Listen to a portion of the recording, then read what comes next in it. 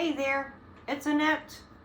It's time for the Kindness Corner. I have a few stories here. I got a little behind, but we're back to it.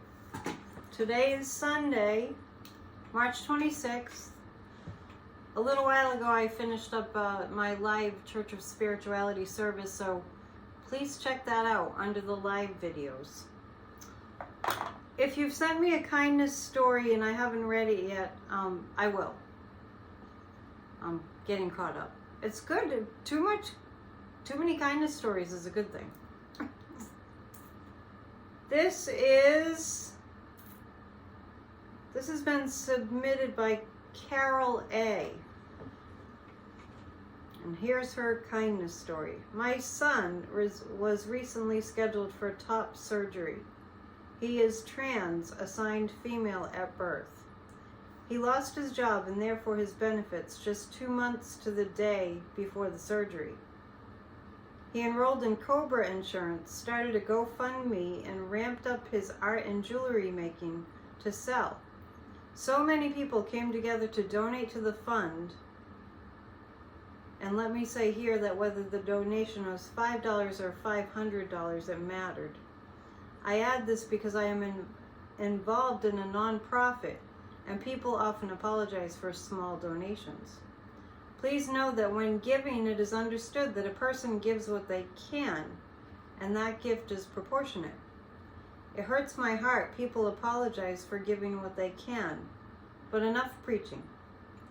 Others purchased his art and jewelry. A person in his support group paid for car rental for 2 weeks, and Queer Care in Oakland, a nonprofit that provides housing and post-operative care at no cost, found us a place to stay with 2 amazing, loving humans. That warms my heart. We had a couple days to trip around, visit Lake Merritt Gardens, Berkeley, and museums there in Oakland and the city. We met strangers along the way that became impromptu tour guides. My son underwent surgery in San Francisco, and as of March 21st is 2 weeks post-op and doing great. Without the generosity, kindness, and support of everyone coming together, this goal, which he had planned 5 years for, would not have happened.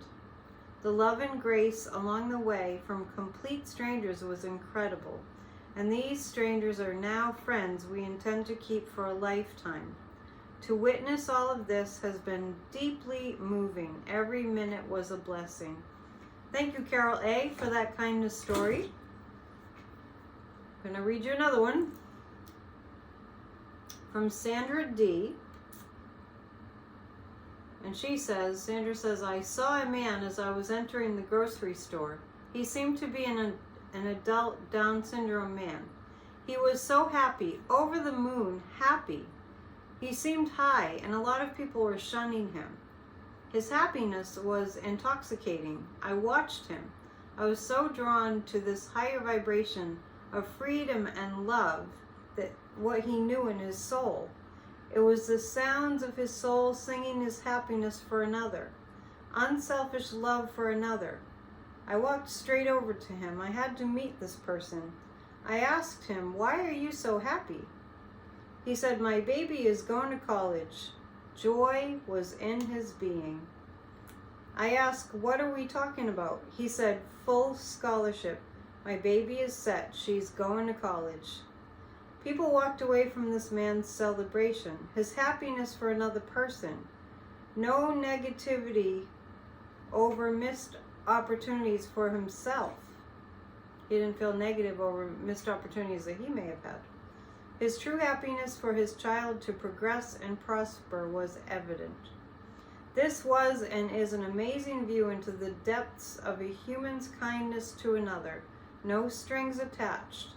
The vibration from this soul still fills my body. What a beautiful gift I was given. Thank you, Sandra.